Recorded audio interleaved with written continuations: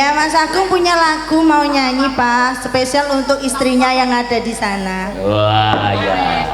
Silakan maju, Mas Agung. Ya, ada lagu. Iya, nanti duet sama saya boleh, ayo. Enggak kesini dong, maju. Kak ketok. Lagunya apa dong? Sini Mas, di syuting soalnya.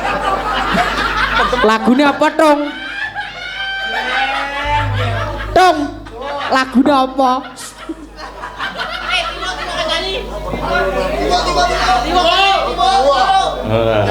Lagune Mas Pelendung Kelinci Ucul. Lagune Mas Agung ki apa? Ya.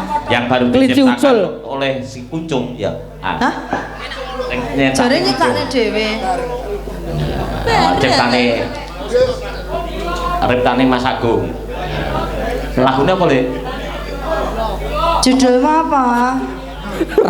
Rabi dulur. Judulnya Tresno. Rabi dulur. Ya, saya Yon, ya. Judulnya apa, Dok? Tresno Kang dereng itu saya di program. Oh iya. Judulnya kok digawe. Kok Tresno tanpa jarak. Nggih, saking adohe ngoten. Coba. Coba ya apa? Ya apa? Mikir di atur ya. Iya, Mas. Jumeneng Mas, jumeneng mriki Mas. Oke, diam. Yuk, diatur lagi. Yuk. Ayo, Ayo maju Mas. Yo. Ayo Mas Agung. Maju Mas Agung. Lek enggak maju gak ditabui. Mas yang maju tak geraji garet.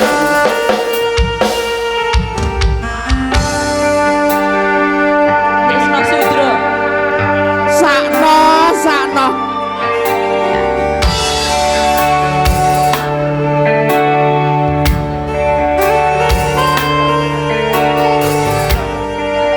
Banget kan.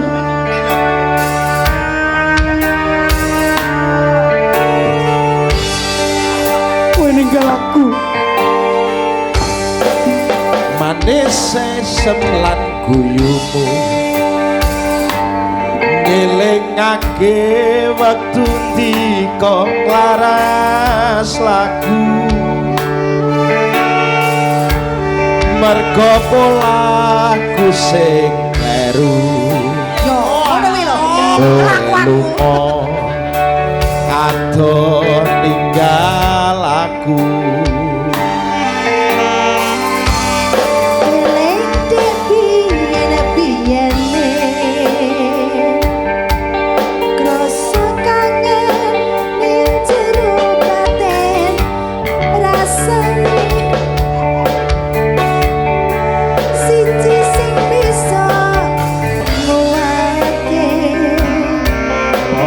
tresno waktu aku karo kowe adoh ning paran esemunggo ora wengi ora awan Tong-tang-tong pahit nandang pepisahan lanjut cari ning katresnan pahite dhewe ning kene mung bisa ngangen-angen kapan tekane aku mesti nusul kowe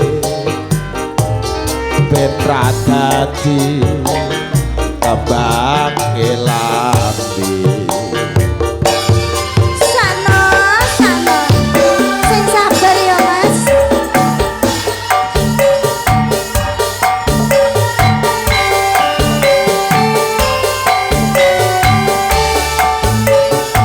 Oh, alah lele.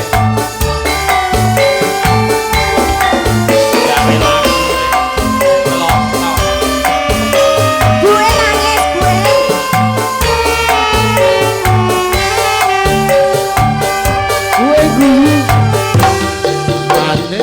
mesem lan guyumu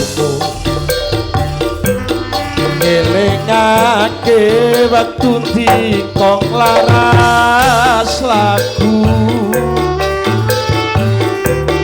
mergo polaku sing kleru kowe lunga adoh tinggal aku eling biyen-biyene rasa kangen ning jero batin rasane siji sing bisa kuwake wohe tresno waktu karo kowe suwene adoh ning Taiwan esepunggo ora wengi ora awan Oh alakong paite wong nandat pepisahan kadya sarana langgeng ing katresnan paite dhewe neng kene rasa kangen ning jero batin rasane aku pasti nusul kowe ben ra dadi kembang elati